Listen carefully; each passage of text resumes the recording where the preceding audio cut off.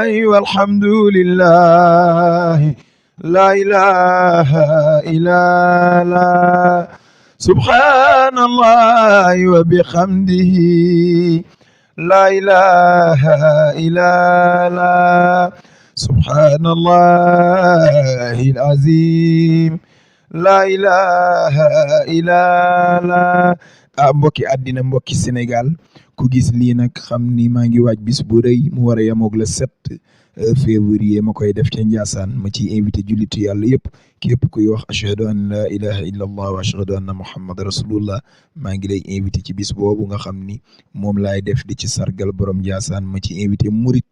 Tiijaan Xaadir Laayeen Ñaseen bàyyiwuma kenn rawatina nag su may soppee sama waa groupe fans club maa ngi woo ñëpp na ñëpp ñëw ci bis bi ak waa jamaatul islamiyatul mutamassikatu bi tariqatil xaadiriya fépp fu jullit nekk rek maa ngi lay invité ci le 7 février incha allahu rabbi tey nag yéen a ngi ma fekk fii ci studio bi nga xamante ni suma kilifa yëpp fii la ñu génnee seen son yi ma fas yéene cee def man sama premier album waaye album bi nag mu fas yéene koo génne ci bis bi may defal borom Ndiassane ma leen di wax ni na ngeen xaar surprise yu bees tàkk incha allahu rabbi dana am ci bisu ren bi may defal borom Ndiassane waaw kay mi ngi noonu kon nag naar bi moo waral sunu xol yi féex ñun xaadir képp ko am cofeel ci borom Ndiassane le 7 février na nga ñëw Ndiassane ñu ànd bégalante ci yeneen bi bégalante ci mag ñu baax ñëpp naar bi moo waral suñu xol yi féex ñun xaadir rendez-vous le 7 incha allah.